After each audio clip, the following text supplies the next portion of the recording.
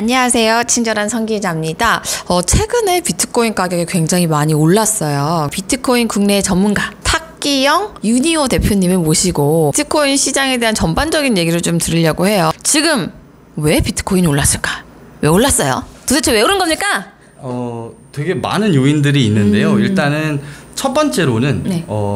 이런 그 마이크로소프트라든지 벡트라든지 여러 기관 투자들, 그러니까 전 세계에서 굉장히 큰 규모의 기관들이 네. 비트코인이라는 것들을 굉장히 전망 있게 보고 있고, 그리고 실질적으로 유입하고 비트코인의 사용성을 확대화시키는 움직임들을 보였다라는 게 첫 번째 요인이라고 볼 수 있을 것 같아요. 기관 투자자들이 갑자기 비트코인을 투자하기 시작한 거예요?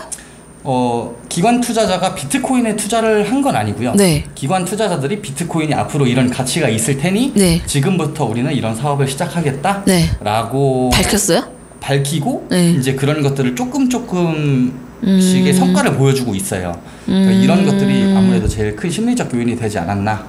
조금만 더 구체적으로 어떤 기관이 어떤 걸 해서 성과를 냈나요?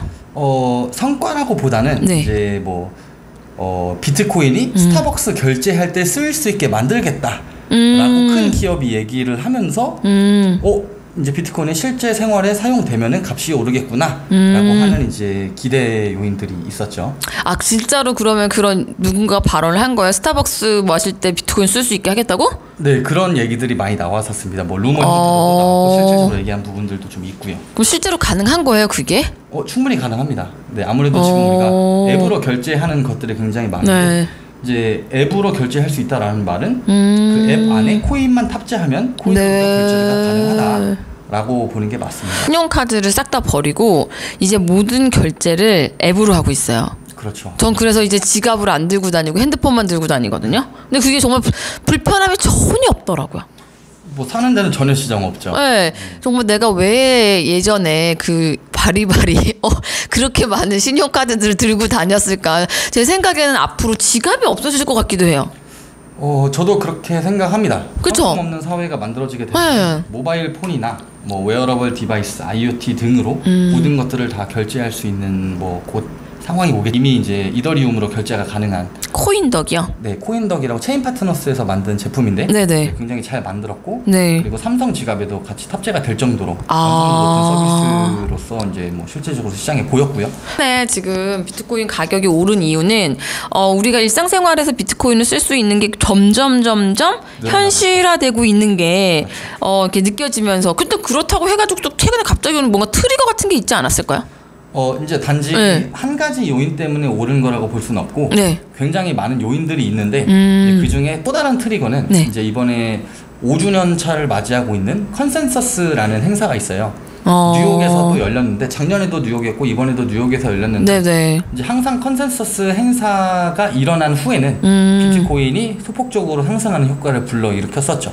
비트코인의 대축제가 있었는데 그 축제가 열릴 때마다 비트코인이 오르고 있다는 건가요? 맞습니다.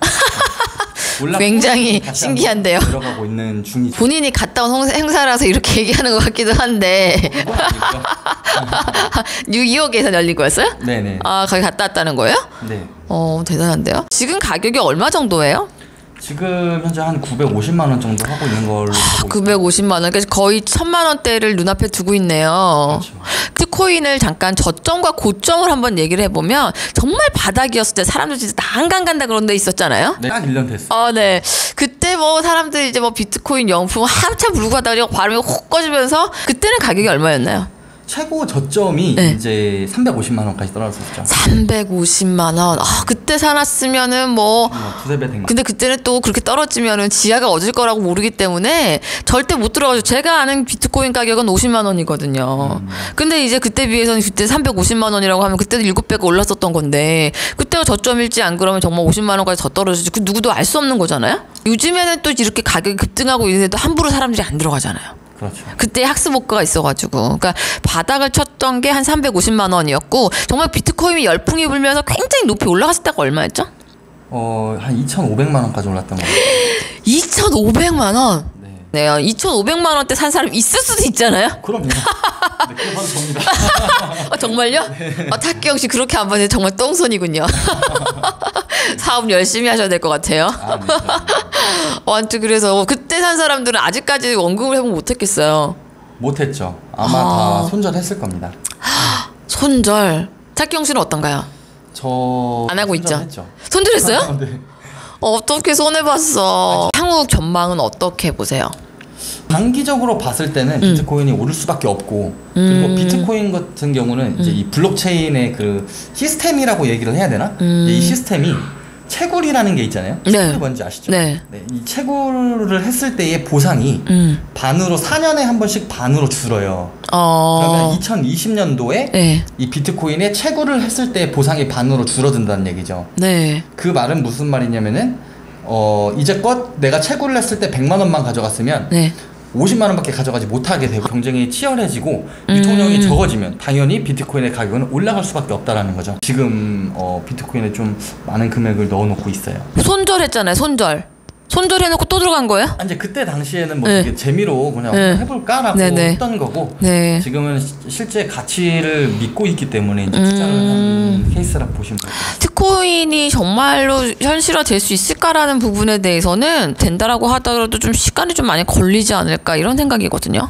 아무래도 5년 안에 굉장히 많은 주식 거래들이 코인으로 이루어지게 될 거고, 모든 국가마다 발행되고 있는 그런 그 나라의 화폐가 코인이 어느 정도 꽤 많이 유통이 될 거라고 보고 있어요. 그러니까 예를 들면 스테이블 달러라고 얘기를 하면 스테이블 코인이라고 얘기를 하는데 가격 변동성이 그 나라의 화폐와 연동되는 이런 화폐들이 많이 나오고 있어요. 그러니까 가격이 떨어질 걱정을 하지 않고 내가 한 개의 스테이블 USDT라는 걸 가지고 있으면 이거는 $1랑 똑같은 거기 때문에 이런 형태로 달러뿐만이 아니고 한국돈, 엔화, 뭐 중국돈, 유럽돈, 유로 이런 것들이 계속 생겨나서 돈의 흐름이 기존에 은행들에서 왔다 갔다 거렸다라고 하면 앞으로는 코인으로서 왔다 갔다 하는 시대가 될 것이다. 좀 권력층이 비트코인을 그냥 내버려 두겠느냐, 얘는 애써 죽이려고 하지 않겠느냐. 그러고 있죠. 네.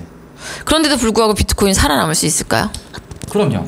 왜냐면은 한국에서만 이제 정부가 이러고 있고 사실 미국도 그런 SEC라는 곳에서 규정을 하고 있지만 전 세계적 트렌드는 누구도 막을 수 없습니다. 거대한 변화의 물결이다. 그렇죠. too big to fail이 돼버린 거예요. 굉장히 많은 회사들이 여기 참가를 하고 있고 투자를 많이 하고 있기 때문에 이쪽에 벌써 몇 조 원의 자금이 들어왔다라고 해도 뭐 옛날에는 금이었다면 지금은 비트코인이다라고 할 수 있죠. 금 대신 비트코인? 이건 좀 까리한 측면이 있습니다. 이 업계에서는 비트코인이 금이에요. 금. 아, 그래요? 네. 그러니까 기축통화인 거죠. 투자자들이 이제 가장 중요한 것은 지금 우리가 들어가도 되나요? 라고 물어볼 수가 있을 것 같아요.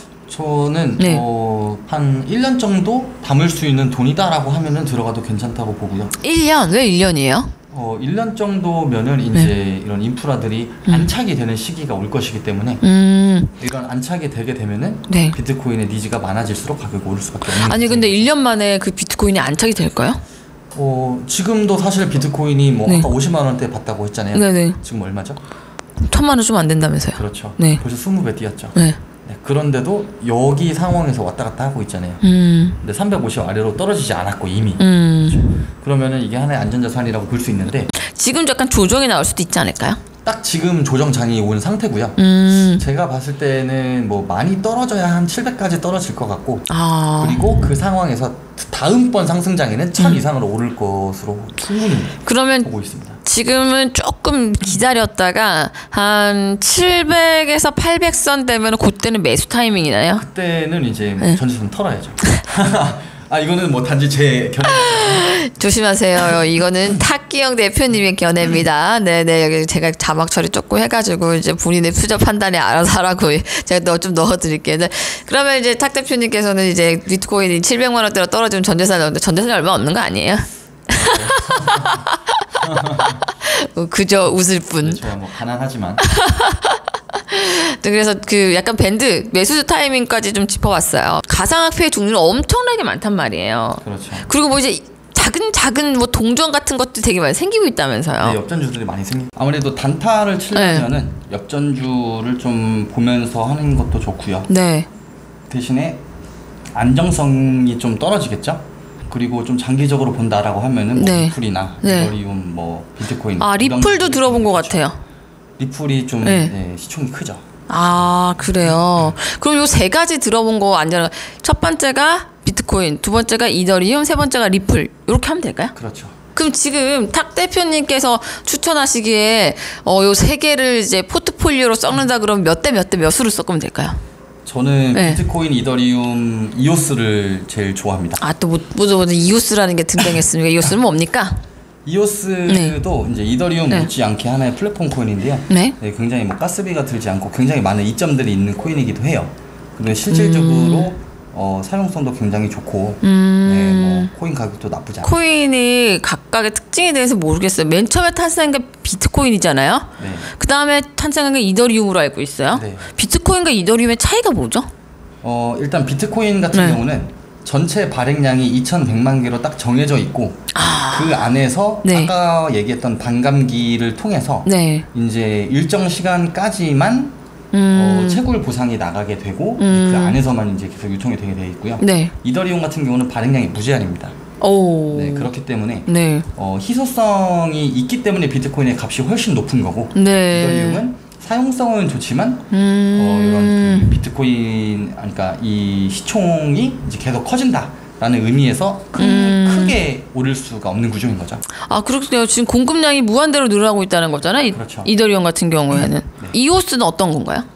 이오스도 이제 이더리움의 문제점들을 극복한 더 빠른 코인이라고 보시면 될 것 같고요. 얘는 빨라요? 네. 사용성이나 뭐 모든 방면에서 이더리움에 뒤처지지 않는데 근데 아무래도 좀 뭐랄까 소수의 움직임으로 가격이 왔다 갔다 할 수 있는 뭐 작전 세력이 있는 건가요? 그런 거는 모든 코인들이 다 가지고 있는데 근데 이오스 같은 경우는 아무래도 좀 그 이오스의 수장들이 또 정해져 있다 보니까 이오스에 무슨 수장이 있어요? 무슨 부족장처럼 그런 게 있는 거예요? 뭐예요? 그 이더리움 진영이나 이오스 진영을 이끄는 사람들이 있는데 이제 아무래도 좀 많이 해먹는 사람들이다라는 인식이 조금 있어서 조금 그러면 조금 소수가 지금 가격을 쥐고 흔들 수 있다 뭐 이런 얘기도 되겠네요. 그런 게 있죠. 그러면은 리플은 뭔가요? 리플 같은 경우는 오히려 시총량을 늘려가지고 코인의 가격을 안정화시키겠다라는 프로젝트로 만들어졌는데 이제 범세계적으로 외화 송금을 위해서 만들어진 기술이라고 보면 될 것 같습니다. 개인들이 뭐 외화 송금 해라라고 만들어진 거라고 보다는 은행들이랑 협업해서 리플의 기술을 은행들이 사용할 수 있도록 만든 게 그 각각의 코인별로 다 특징이 있네요. 코인 투자를 할 때 선택해야 되는 기준을 한 3가지 정도 꼽는다고 하면 뭐가 될까요? 일단 그 회사에 문제가 있는지 없는지를 좀 봐야 될 것 같고 법적인 이슈들 예를 들면 뭐 리플의 대표가 뭐 체포됐다더라 그러면 당연히 안 되는 거고요. 그 대표를 제일 많이 보는 게 중요한 것 같아요. 그러면 각각 코인은 근데 지금 비트코인은 지금 주인이 없잖아요. 그렇죠. 그러면 지금 이더리움은 창시자가 있나요? 그렇죠. 창시자가 그걸 다 쥐고 흔드는 구조예요? 그렇지 않아요. 이더리움은 아니고. 이더리움은 아니고. 그러면은 이오스는 그런 구조고. 이오스도 그렇다라고 볼 수는 없는데 그런데 이제 그쪽에 다 연결되어 있는 사람들이 아무래도 이제 좀 그 카르텔이라고 하죠. 이런 것들이 좀 이더리움보다는 있다. 그러면은 리플은요? 리플 같은 경우는 그냥 아예 중앙화된 코인이에요. 그러니까 아예 그 수장이 왔다 갔다 할 수 있는 시총을 왔다 갔다 해서 가격을 좀 안정화시키는 코인이라고 봅니다. 대표를 먼저 보고 회사를 봐라. 그렇죠. 대표의 이력이라든지 이런 것들을 볼 필요가 있고 과연 이 사람이 해먹으려고 만든 코인인가 아닌가. 뭔가 자기 사리사욕을 채우기 위해서 그렇게 만든 코인인지 아닌지를 먼저 봐라. 그럼 두 번째는 뭐가 될까요? 두 번째 같은 경우는 이 사람들의 코인이 우리가 투자함에 있어서 얼마나 많은 사람들이 알고 쓰고 있는지가 또 중요한 거예요. 사용성이라는 게 있어야 된다. 부동산 얘기를 하자면 그 모든 사람들이 다 아는 랜드마크, 그렇죠? 뭐 강남의 무슨 아파트, 그리고 대단지 아파트 이런 것들이 바로 그 사용성이랑 되는 거거든요. 딱 들었는데 다 누구나 알 수 있는 거. 그러면 굉장히 거래가 용이한 거예요. 들었는데 뭐라고? 이런 얘기가 나오면 사실 거래가 잘 안 돼요. 거래량이 뭐 그래도 1억 이상씩은 나와야. 거래량이 1억 이상? 유동성이 있다라고 볼 수 있을 것 같아요. 그 세 번째는 또 뭘 또 보면 될까요? 백서라고 말씀드리고는 싶은데. 백서? 네. 백서는 뭔가요? 백서는 이제 코인을 발행하기 이전에 코인을 만들어서 앞으로 어떻게 쓰여질 것이다라는 사업 계획서와 같은 거예요. 그런 게 있어요. 백서. 다른 곳에서 베껴오거나 아니면 대충 만들거나 말이 안 되는 걸 쓰거나 이런 부분들이 있기 때문에. 근데 백서는 어디 가면 볼 수 있는 거예요? 일반 코인들의 홈페이지에 가면 다 볼 수 있고요. 그럼 리플도 리플 홈페이지가 있어요. 그렇죠. 이오스도 이오스 홈페이지가 있고 그렇죠. 그 홈페이지에 가서 백서를 보면 요 코인이 어떤 코인인지 알 수 있는 거예요. 그렇죠. 아, 그런 게 또 있었군요. 아, 그럼 좀 정리를 좀 하자고 하면은 일단은 회사를 먼저 봐라. 두 번째는 사용량을 봐라. 세 번째는 이 코인이 왜 생겼는지 백서를 봐라. 그렇죠. 이렇게 세 개를 정리할 수 있을 것 같아요. 처음 시작하는 사람들이 이제 그 거래를 터야 되잖아요. 네. 거래소가 여러 군데 있다면서요. 거래소는 굉장히 많죠. 네. 이 거래소도 잘 선택해야 되는 거 아니에요? 거래소가 문 닫고 이러는 경우도 생기잖아요. 어느 거래소가 제일 안전한가요? 저는 비트소닉 거래소를 제일 좋아합니다. 이름이 왜 이렇게 길어? 비트소닉 콜? 비트소닉 거래소. 아, 비트소닉 거래소. 네. 처음 들었어요. 일단 유명한 데 아닌 것 같은데. 굉장히 이제 국내 3위 거래소인데 네. 거래량도 굉장히 크게 나오기도 하고 그리고 실질적으로 개발을 오랫동안 하신 분들이 만든 거래소이기 때문에 기능적인 부분이나 이벤트나 굉장히 기발한 것들이 많이 나오고 있어요. 제가 아는 거는 코인원 같아요. 일단 코인원 같은 경우는 네. 아직 있죠? 네, 아직 없어지지 않았죠? 한데 네. 네, 뭐 거래량도 굉장히 작고 거래량 1위가 어디예요? 지금 대한민국의 거래량 1위는 이제 부동적으로 빗썸. 아, 빗썸. 업비트도 이제 업비트. 빗썸도 무슨 사태가 있었지 않았어요? 빗썸 해킹 사태가 굉장히 많았고요. 네. 그럼에도 불구하고 돈을 많이 벌어서 다 메꾸긴 했는데 네. 이제 아무래도 개발적으로 좀 많이 이슈가 있다라고 알고 있어요. 들어본 것 같아요. 업비트는 네. 일단 카카오에서 투자를 했고 아, 맞아요. 굉장히 탄탄하게 이제 개발적으로도 잘 만들었기 때문에 네네. 네, 뭐 좋습니다. 일단은 빗썸, 두 번째가 업비트, 세 번째가 소니, 비트소닉. 비트소닉. 그러면 그 거래소는요, 뭘 먹고 살아요? 어떤 거 수수료 뭐 이익이 발생하는 거예요? 일단 거래를 하면서 거래에 붙는 수수료가 있고요. 그 공짜가 없지. 그렇죠. 그리고 네. 이제 상장을 할 때 네. 실질적으로 이런 그 실무가 들어가기 때문에 상장비를 안 받을 수는 없거든요. 아, 상장비를 또 받아요. 그렇죠. 상장비를 얼마 내야 되는 거예요? 그거는 저도 잘 모르겠습니다. 했다면서요?